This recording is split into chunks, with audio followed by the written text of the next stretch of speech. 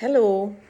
Today I'm going to talk about age 6, but there are some important life events that happened when I was 5. So I'll do 5.5 and then lead up into 6. Okay. So I last time I completed age 5, but still when I was about 5.5, the one like I said, when I was 5, my parents bought a new home, and then they bought a car. And the next thing, big event, big purchase, which was very big back then, was my dad heard that they were going to open a TV channel in Hyderabad. They hadn't yet opened it yet, but he was really, really enticed by that idea. Nobody in the whole city had a TV because there was no TV channel broadcasting to Hyderabad. So he actually wanted to really be the first one to experience that when that happened. So even before the Doordarshan channel opened in Hyderabad, he actually ordered a TV, and the TV, there were no TV stores in Hyderabad. So he actually had to, on one of his business trips to Chennai, which was then Madras, he actually ordered it from there, got it shipped to Hyderabad. And the company, I don't think it's functioning anymore. It was called Telerad. I remember it so clearly. So we purchased the TV, and then we also had to purchase an antenna. And nobody in the city, no electrician in the city, actually knew how to install an antenna. So my brother actually, and there was no Google, no nothing. Okay, so my brother actually uh, figured it out, and he instructed the electrician, and they installed the antenna, and they installed the TV. But there was no Doordarshan station in Hyderabad, so nothing was getting broadcasted for the first 5 days or so. But later on, the TV channel started doing some beta testing. So they they started checking to see if the transmission happens and all. So these programs randomly started appearing in the afternoon on our TV, like randomly at 3 p.m., 2 p.m. in the afternoon. Suddenly we'd get a broadcast. We'd keep the TV on like all day to see if something starts getting transmitted. It was a really it was a really fun thing for us to do and to see that. We were the first household in all of Hyderabad actually to have a TV, not just in our neighborhood. Nobody had a TV. We were the very first ones because we purchased it even before the Doordarshan actually got inaugurated. And then President Neelam Sanjeev Reddy actually inaugurated the TV channel. And we all knew that there would be a transmission. 7 p.m., the transmission used to start every night. This beta testing used to happen in the afternoon. And so everybody in the neighborhood and people that we didn't even know from other neighborhoods, like they all would come and watch TV in her living room. And the funny part was the TV channel used to, before it began its show, it used to give instructions on how to watch the TV. They would think it like a movie. Some people would close the curtains and all that, but they would say, don't close the curtains, sit far away from it, don't sit right in front of it. They would actually instruct you on how to watch the TV so that you don't get your eyes damaged. So that was something very interesting. And during that time, what used to unfortunately happen was there was a massive cyclone in Krishna district in Andhra Pradesh. Back then, Hyderabad was part of Andhra Pradesh state. So the cyclone was very, very massive, and nearly, I think, 10,000 plus people died, which is a huge number because back then the population was not that much. entire villages got wiped out. So what was sad was, I think as a child, that's the first time there was so much death. They used to cover the cyclone every day on TV. That's all I used to see.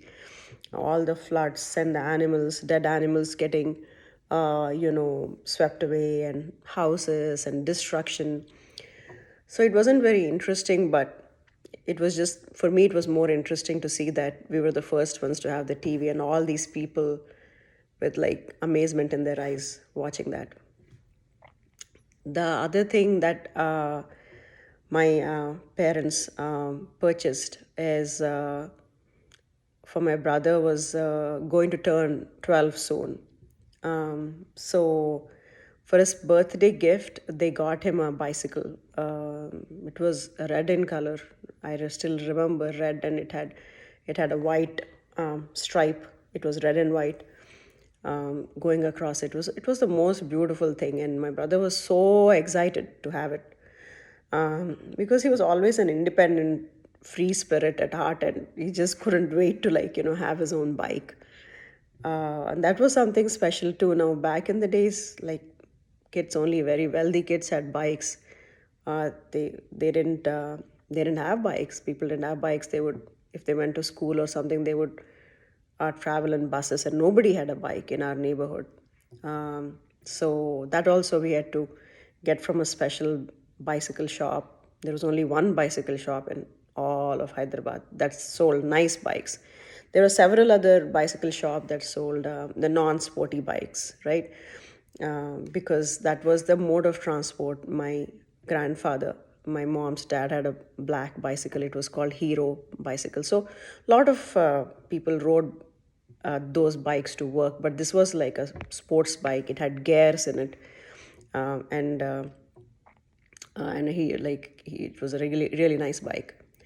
So to inaugurate it, my mom's family, my mom's mother and father, they had moved out of that 10 MIGH house. They moved temporarily into another house in the neighborhood. And before they moved there, they actually lived with us for about 6 months, 3 to 6 months, before they found another house for rent. So that was a fun period. In fact, they had their cousins also living with them. So we had some 6 or 7 people living in our house, my mom's extended family, my aunts, uncles, their cousins. So it was a lot of fun for me as a child. They used to have their own kitchen. We had a little puja room, so they used to use that as their bedroom and kitchen. We would share the living room, and then our bedroom where all four of us would stay. So,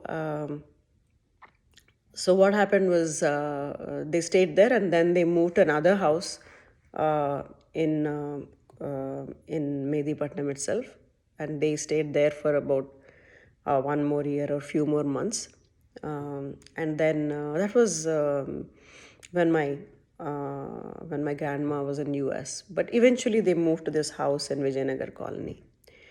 That was my most favorite house. That's where they lived the longest. I have so many memories of that house. But I remember it was the day after they moved. They were still unpacking. And my brother wanted to, we both wanted to see the house. And my brother said, okay, let's ride there. And this was in the afternoon. And it is one of the fondest memories I shared with my brother, because until then I used to always see him like kind of like a bully. I was very afraid of him, and if he wanted anything, like I was so afraid I had to give it. I didn't. Once he got me some. This was also when I was 5. He got me from the street. His pocket money, I still remember, was 2 rupees 50 paisa, which was a big deal actually back then, per month. It was. But he got me something from the street, some jewelry, and he spent all of his 2 rupees 50 paisa, and this was day 5 of the month. When he got me this, it was so exquisite, and I was very girly. I was a very girly girl. So I loved it. I showed it to all my friends and I wore it. It was so exquisite. But then he asked my father for pocket money again, and it was only like day 5 of the month. And my father and mother, my dad and mom asked him, what he did with the money, and then he said he spent it all on buying me jewelry. I remember the poor thing, they scolded him a lot. Um, they called him irresponsible and all of that. And after that, I think they made him promise not to buy anything for me. Maybe that was in hindsight. I'm sure they also feel bad about it. But so that was one bonding thing, and it got nipped in the bud. So after that incident, this was like a big bonding experience for me. It was a brand new bike, and everybody in the it was a small neighborhood. Everybody knew everybody back then, like, so everybody was into everybody's business. People were not so busy, the life was slow. So they were all like looking at that bike and us, and so it was a big event for me to ride on that bike.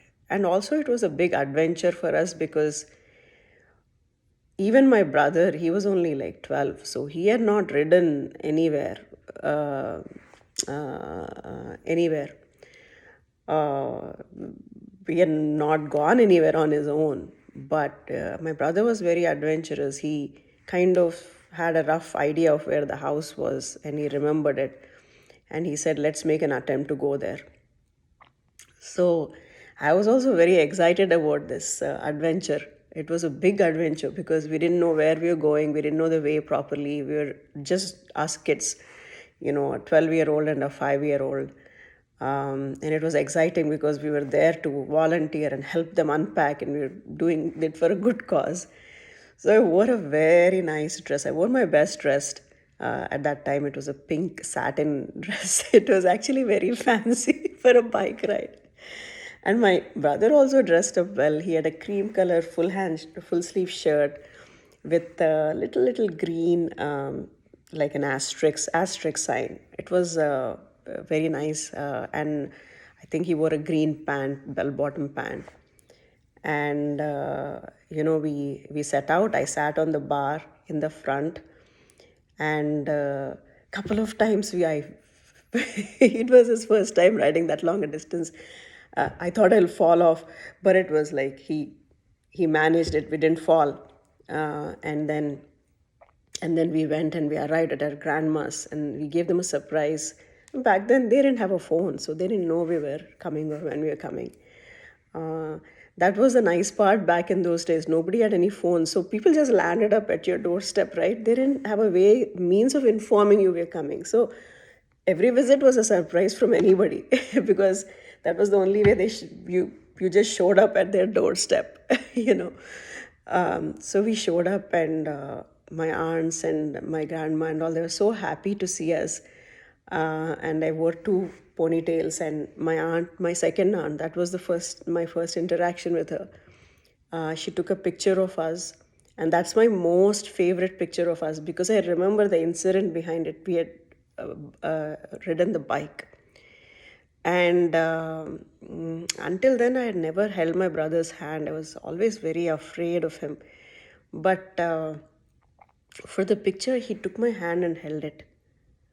I felt so special. I think that's the first time my brother touched me. He never hugged me or whatever. He used to always like tease me and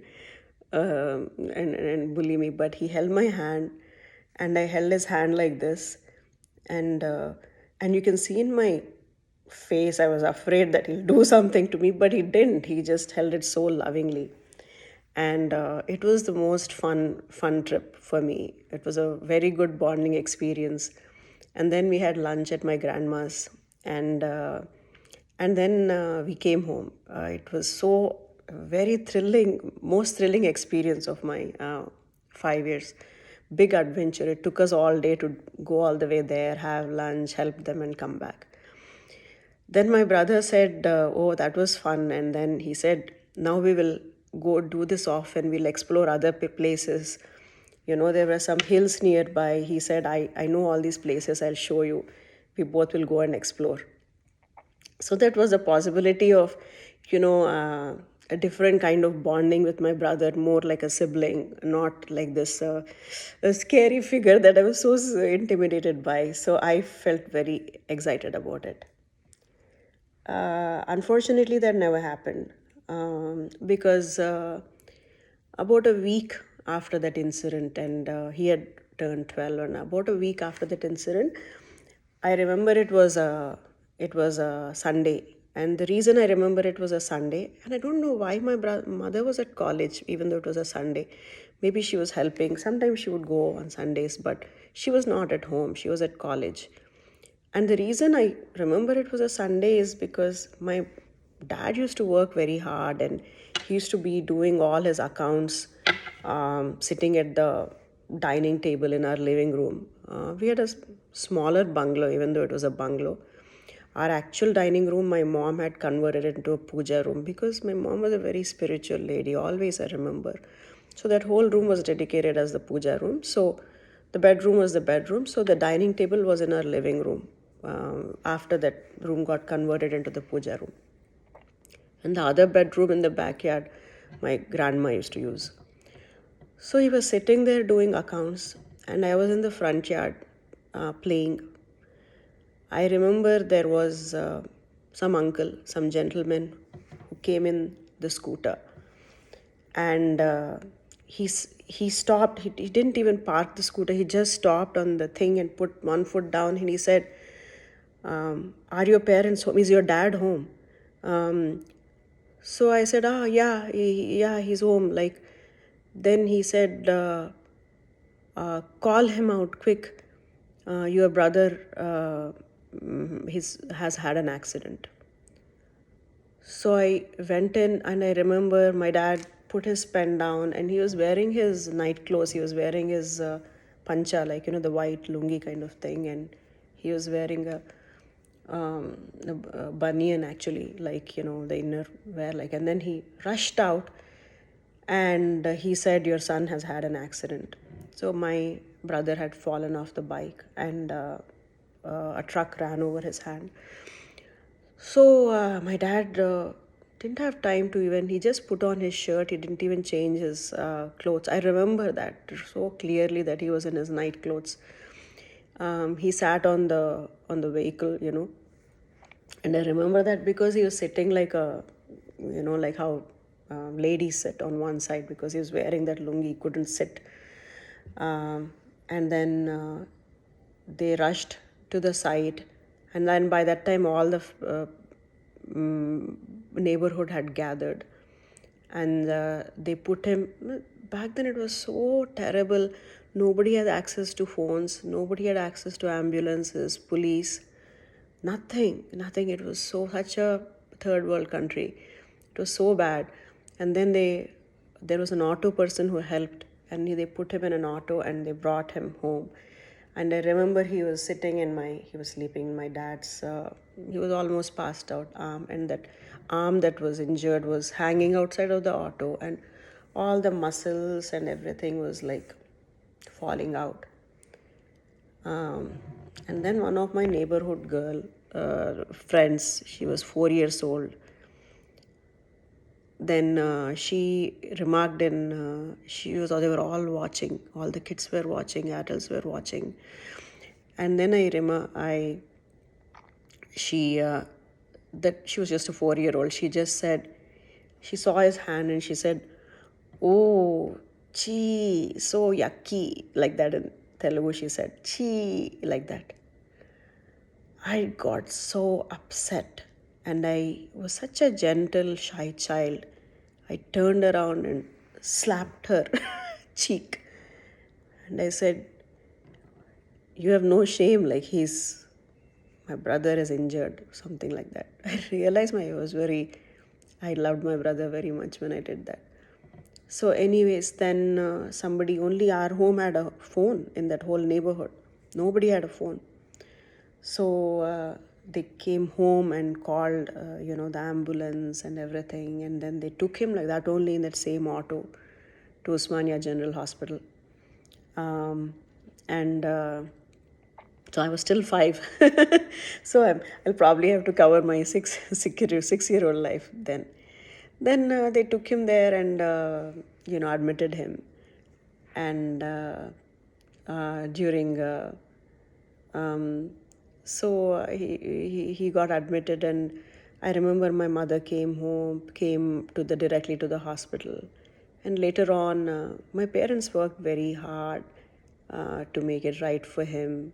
They saw all kinds of doctors. That's the first time I realized that there were other cities outside of our city and Delhi. Delhi I knew because my brother and I visited. Um, and there were other cities, and there was a city called Nagpur because that's where my brother's plastic surgeon was.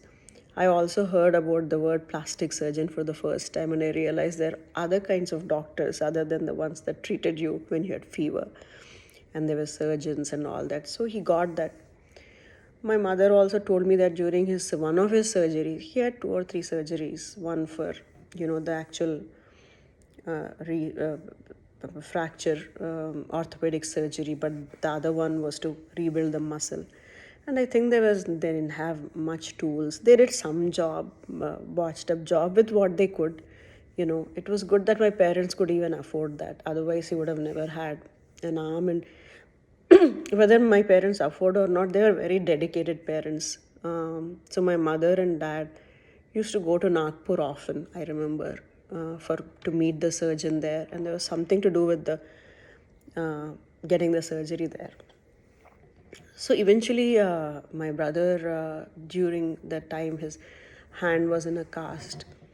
My brother has always been a survivor, and he's had a lot of setbacks in life, especially regarding health. Like, he's had near misses with the death all the time. And the other thing I didn't understand, a lot of people visited my brother, all these grown ups. And my mother would say, "We are so lucky, we are so lucky." And I would get so angry on my mother. I would say, why is she saying like they're so lucky that my brother like fractured his arm? Then I couldn't take it anymore. So I actually asked my mother, I said, he lost his arm. Why are you saying you're lucky or he's lucky? How can he be lucky? Yeah, I was only 5. I didn't understand. Then my grandma, my Bama explained, and my mother explained to me the concept. My mother's mother actually explained to me. My mother was there. She said, no, because he could have lost his life and he just lost a hand. So I understand this thing that Indians have, they always see the positive side of things. I think when you're living in circumstances or in a third world country when so many things could not go right for you, you always like console yourself saying it could have been worse, and that's a very good thing. Instead of wallowing in self-pity, why did this happen to me, how could this happen to me, they always realize that it could have been worse and God was kind to them. So it's amazing thing that even in the worst of situations, it's in your hand to see God's grace instead of something bad like God or life's grace, and value life. So that's what I learned, and eventually. My brother, I remember something amazing was even during that time, he used to be a very good painter. He took it upon himself. He learned to eat with his left hand. And he did all his physical therapy exercises. There was no change in his confidence level. He didn't let any of that bring him down. After he recovered, he would still bully me. So there was no change. He was still always smiling. Once my parents, when he was recovering in Usmania General Hospital, they would leave food there, and they would say like, can you guys like eat lunch? And he only had one hand, but that lunch tiffin box, there was sambar and rice. I remember so clearly. It was so tight. There it was one of those tiered chicken box that it was so tight. With my tiny hands, I couldn't open it. I was only 5, and he didn't have one hand. So he came and he said, "Okay, you try to open it." And he was using the left hand, and suddenly it opened, and all the sambar fell all over, including on his thing. And I remembered he protected his hand, and he took a towel and he put it on it, and he got the situation under control. But we didn't, and we said, "Oh, what will we eat now?" So whatever little rice was left, uh, and there was some bindi fry, and then he said, "You eat it. I don't. I'll skip because there was only enough for this thing." Until then, my brother used to never share anything with me, so I felt this is a very nice person. Maybe he never shared because he felt there is enough for both. But when there was only little left, he gave it to me. So I remember that also. So, anyways, that's still 5.5. So I'll have to cover age 6 next. But and after he recovered and came home, we also got our dog that year. Actually, that was before his accident. We had so many purchases that year. Meera was the dog. We rode all the way to Secunderabad. And again, I never knew there was anything called Secunderabad. There was an Anglo-Indian family there. They were called the Rodericks, and from them, and they had this most handsome sons because they were Anglo-Indians. They were mixed blood, and they used to have good Alsatians, and we got a dog from them.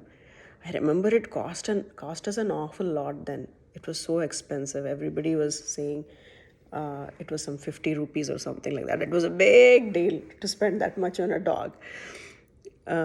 So, in fact, it was, I think, more. It was 200 rupees or something because it was some exorbitant amount.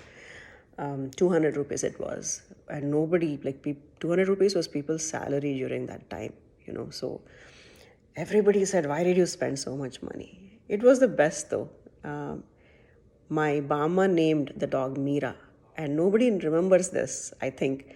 But the reason she named it Meera is when she was growing up little, they had a neighbor whose dog was very ferocious and protective and kind, and it was an Alsatian.